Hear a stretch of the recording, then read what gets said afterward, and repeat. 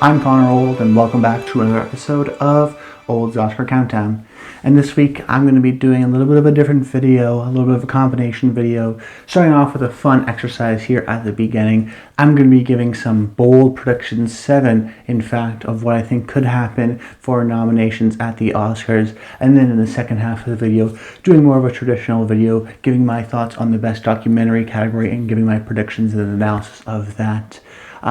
But essentially every week, if you're new to the channel, what I do is I talk about a different category, predict what I think is going to get nominated, and then leading up until the Oscars, I finally give my sort of final nominations. But now that we're sort of thick into the Oscar season, I have a backlog of all the Best Picture and Best Director predictions and whatnot.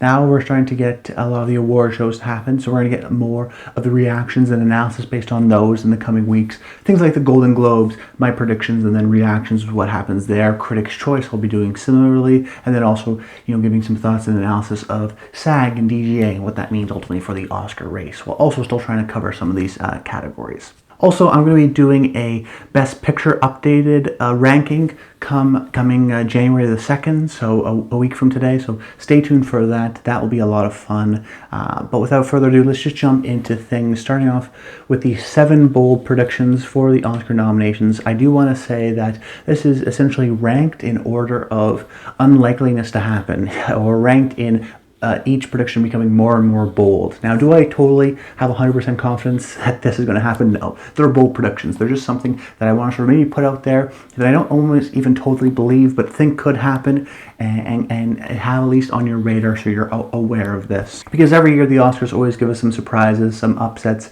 and it's fun to try to predict those to see what's going to happen in advance to hopefully make you a little bit more prepared and to get a little bit of extra kudos. So jumping off into things, my first bold prediction is that RRR will receive 0 nominations at the Oscars. I know a lot of people were hoping that this could be a potential Best Picture, Best Director movie. That being said, after its sort of disappointing show at the Oscar shortlists in last, was it Tuesday now? I think ultimately it's going to really compete only in one category, and that's Best Original Song. You're talking about a movie that some people thought would get in for Best Picture, gets in for Director and Picture at Critics' Choice, and yet I think it's going to be a movie that ultimately blanks at the Oscars completely. Now, it's an international movie, and it should be nominated in that category, but it was not in India's selection, so it won't be nominated there. Because it's not going to get any technical love, like it didn't get shortlisted for score or sound or visual effects, so it's not going to get any of those nominations. It can't. So if it's not going to get technical nominations, it's probably not going to get in for Picture or Director. So then the assumption is, okay, right now its main category is Best Original Song. And there's no guarantee that that's going to get in either, because essentially what the Oscar shortlist told us is that there are 2 possibilities. Either the Academy has seen RRR and they don't like it, so they didn't want to shortlist it, or they haven't seen RRR and they didn't shortlist it because they haven't seen it. Not enough people have seen it. I'm going to go with the second option. I'm going to assume that most people haven't seen it in the Academy, just because of the people who have seen it.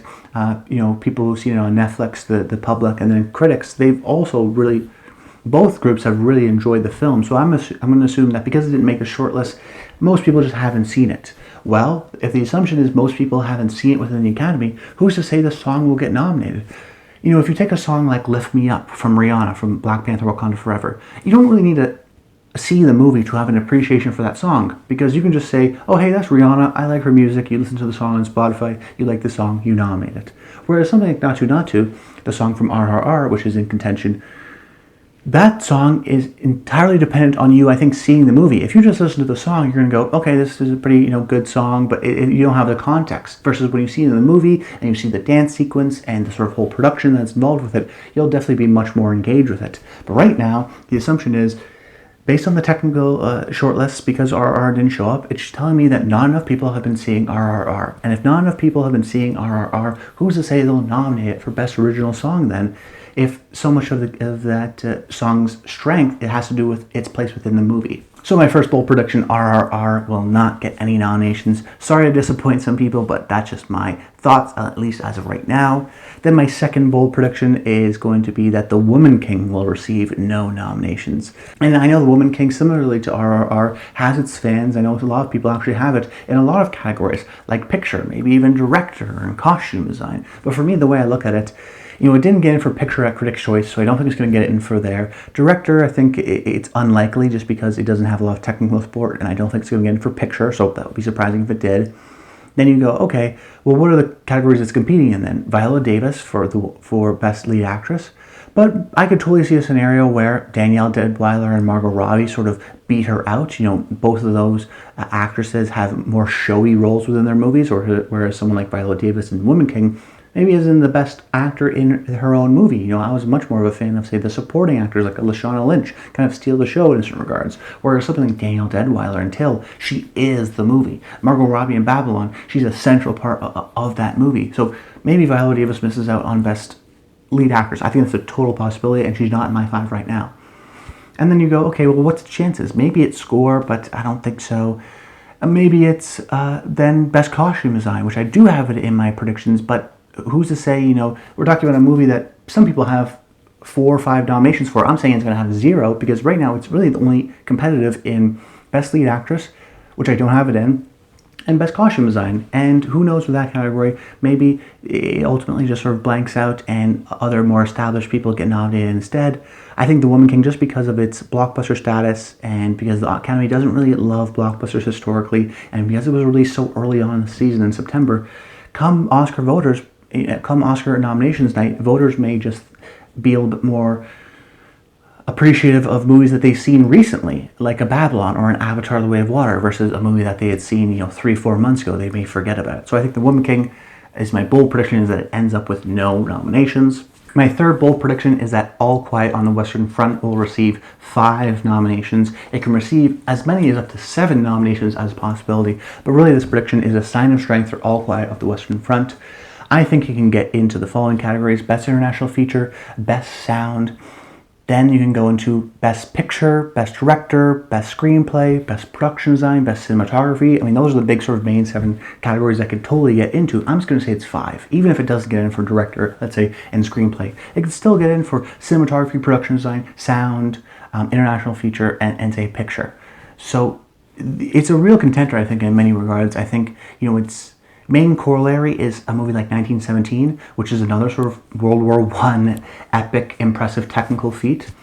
That, of course, was in English, so it's going to have a little bit more appreciation and from a past Oscar winner versus something like All Quiet on the Western Front. But it's similar in that regard, where 1917 got nominated for screenplay. It got in for production design. So who's to say something like All Quiet on the Western Front won't? I mean, sound, it's a war movie. That definitely helps. It's going to get in. International features, definitely going to get in for there.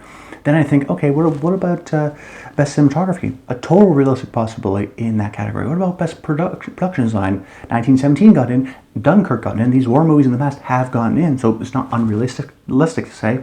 Then what about Best Director? We've seen these international directors sort of surprise and get in those final slots, like a Ryusuke Hamaguchi or Paweł Pawlikowski. Then it's to say, okay, let's say it gets 5 nominations in the technical categories. Well, why not Best Picture then, if it has all that sort of groundswell and support?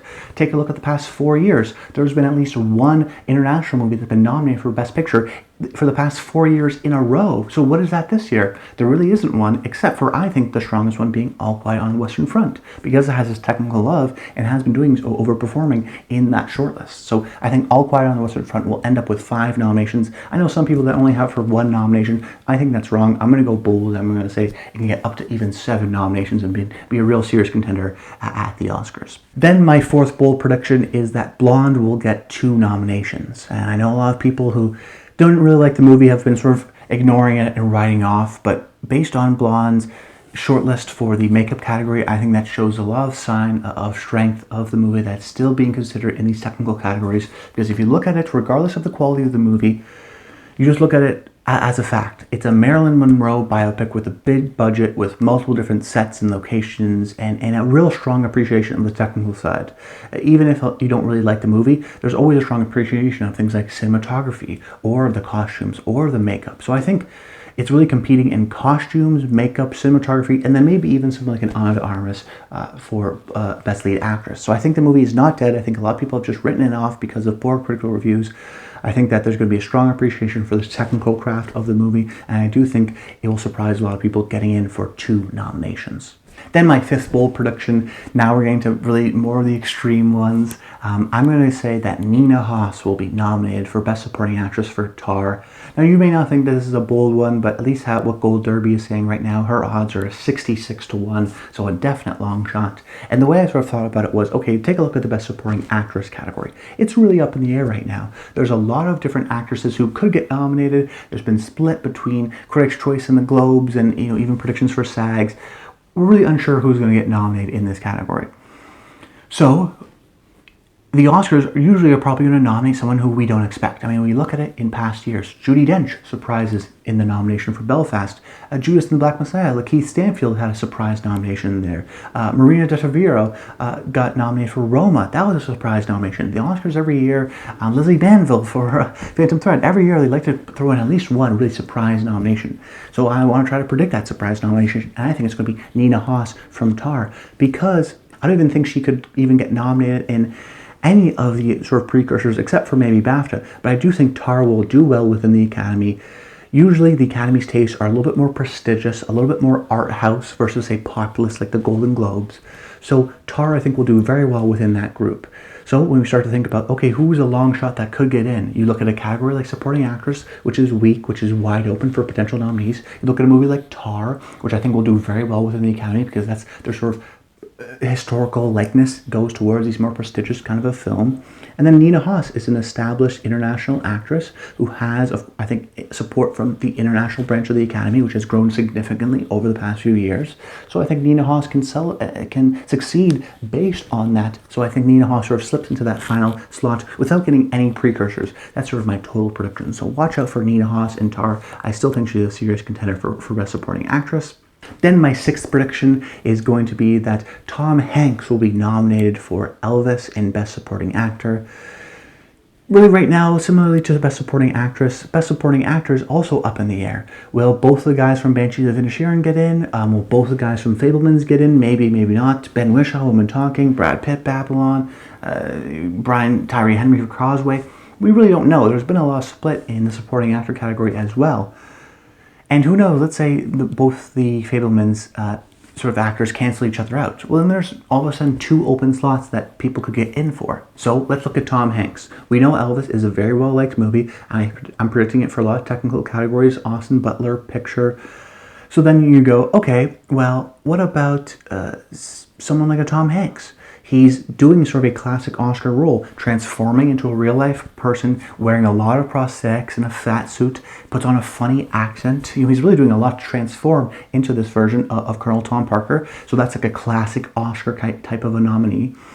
He's in a movie called A Man Called Otto, which is releasing here on Christmas and is getting a lot of gives him a lot of top-of-mind awareness. They'll be watching A Man Called Otto and they'll go, oh yeah, Tom Hanks, I like him. What about his performance in Elvis? I forgot about that. Maybe I should consider that again. So he's doing a transformative kind of performance. He has a little bit of this top-of-mind awareness because of this reintroduction of his A Man Called Otto performance. And then also, he's Tom Hanks. He's a well-liked actor. They like the movie. So a well-liked actor in a movie that they like, in a role that has a lot of sort of transformative elements, it checks a lot of boxes. And in the Best Supporting Actor category, a race that's really up in the air with a lot of potential nominees, I'd like to throw his hat into the ring as a potential possibility. Don't totally count out Tom Hanks in Elvis. And then in my final bold prediction, the most bold of them all, I'm going to predict that Christian Bale will get nominated for Best Lead Actor for Amsterdam.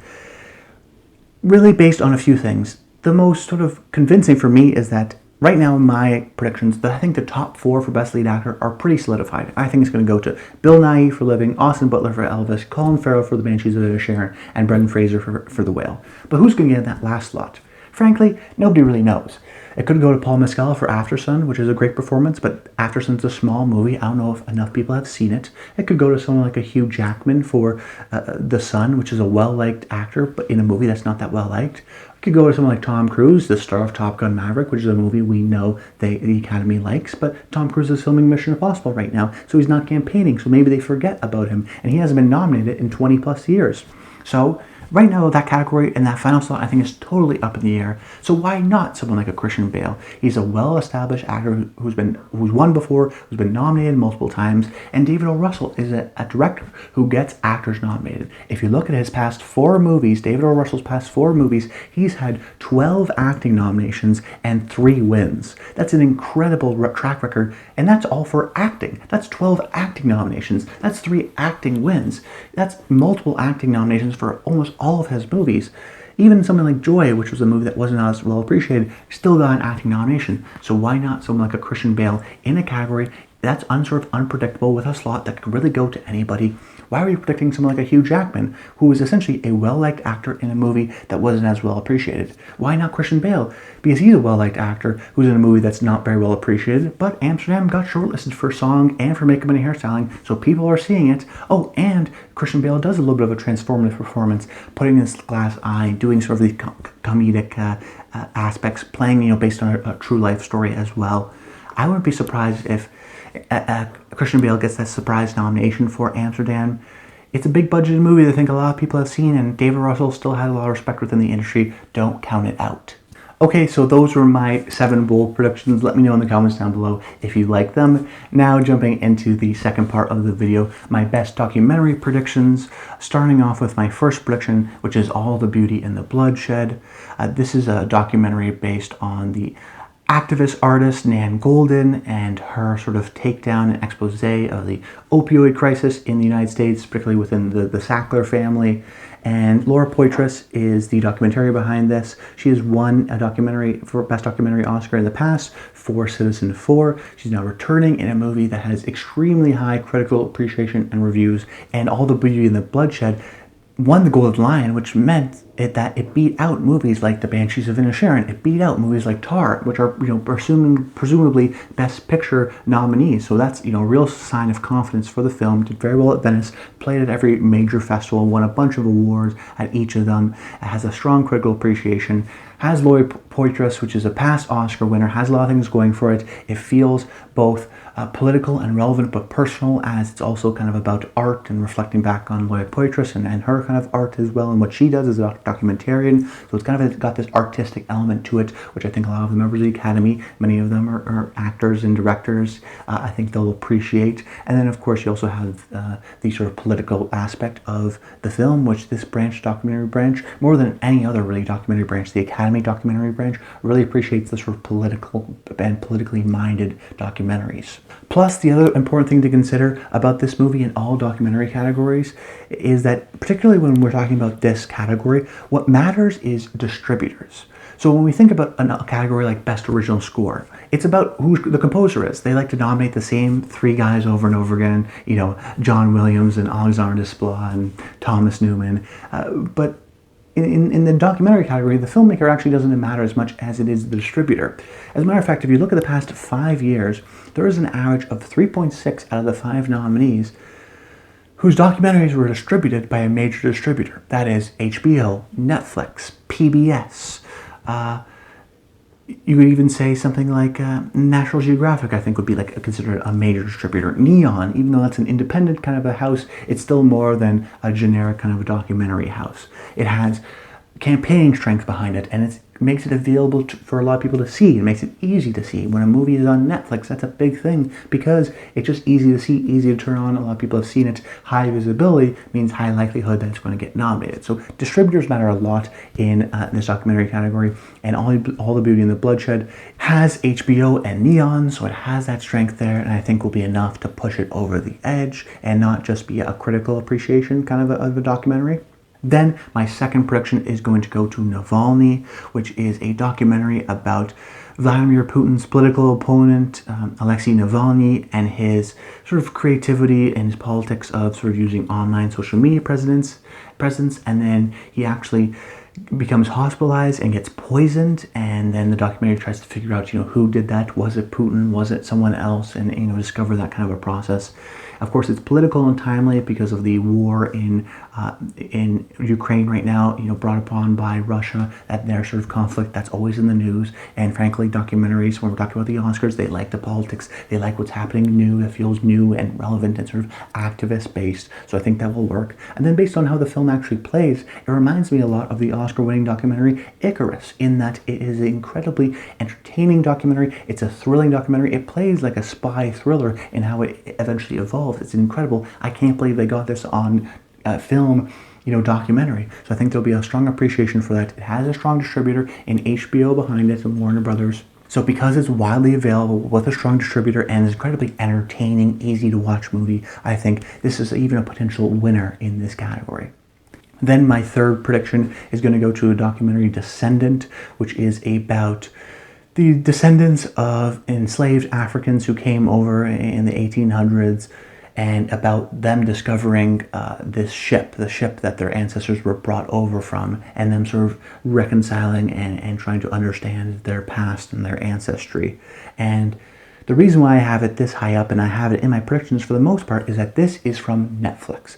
Netflix has been very competitive over the past 5 years with getting documentaries nominated. Getting, of course, many films nominated and picture and whatnot, but particularly documentaries. Even before they had a stronghold on the picture race, they had a real stronghold on the documentary categories. Every year, if you look at the past 5 years, 6 Netflix movies have been nominated for the best documentary in the past 5 years. They get nominated almost every year. So then the question is, well, what's the Netflix documentary this year? Seems to be like it's Descendant. It's one of the ones that actually made the short list. So it has that going for it. I think it's going to get nominated because Netflix has this strong track record. I'm a believer, for the most part, in Netflix. But then, of course, the film itself actually got nominated at both the Critics' Choice Documentary Awards for Best Documentary, and it got nominated at the PGA Documentary Awards. Now, both these bodies aren't incredibly indicative of what's going to happen at the Best Documentary category at the Oscars. That being said, it is notable that it got into both places, which very few documentaries actually did. There was actually quite a bit of a split between the two groups, but the fact that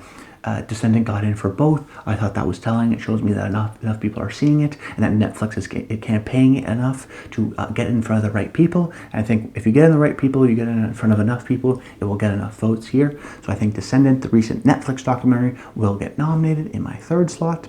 Then in my fourth slot, I have the documentary All That Breathes, which is this documentary about these two men who sort of make it their life's goal to protect this bird within New Delhi and in India.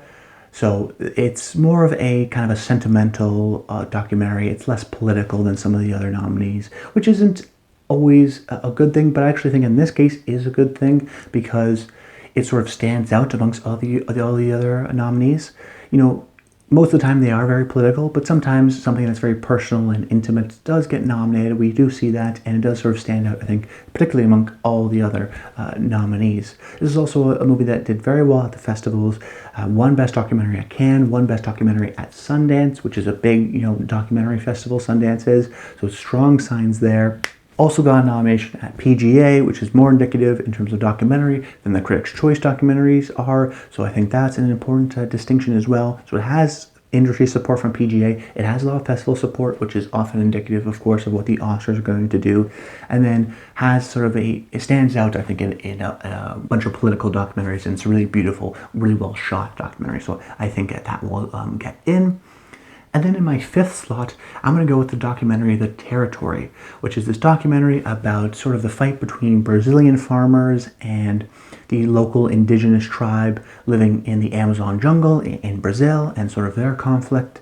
And it's kind of a nature documentary, but it's also political. I think the sort of end of the documentary is that, hey, it's about these people and their conflict, but then when you actually watch the documentary, it's almost like a nature documentary in many regards. So it's sort of gets you in by saying it's kind of this documentary of people of interest, but then when you actually see it, it's incredibly beautiful, incredibly well shot, like a great nature documentary. Now, nature documentaries often don't get nominated for the Oscars, so I do have it in the sort of fifth slot here, but that being said, I don't think it's a nature documentary. It's more than that. It actually does have, themes and ideas on its mind, so you get the benefit of being sort of a politically minded documentary, but then you also have this incredibly beautiful camera work and cinematography that I think will be appreciated by a lot of the members members of the Academy.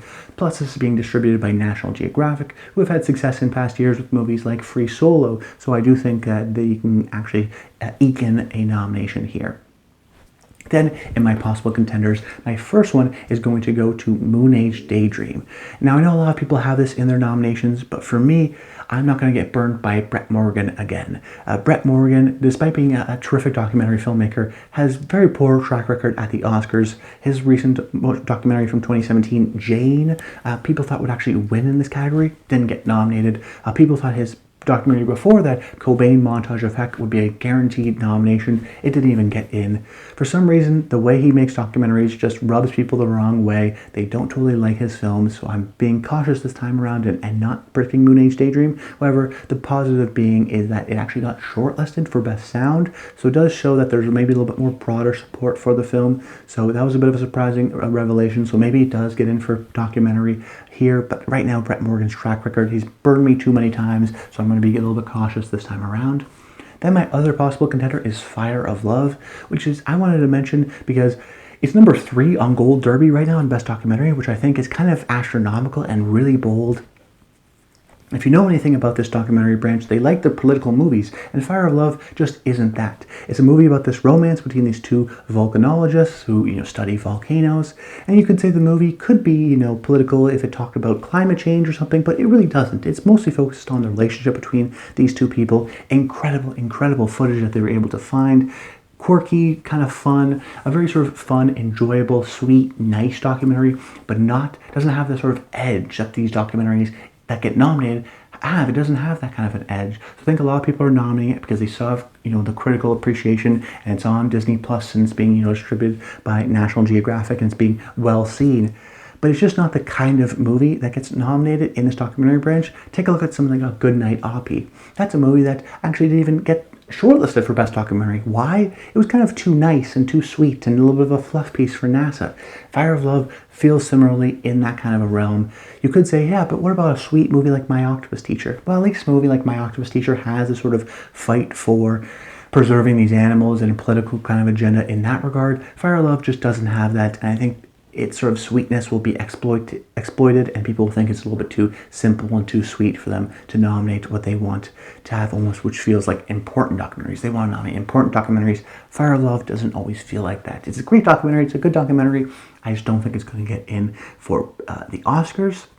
But that's about it. I hope you enjoyed the video. Make sure you comment below. Let me know your thoughts on my bold predictions, and let me know your thoughts on what I think is going to get nominated for Best Documentary. That's about it. Until next time. Stay tuned.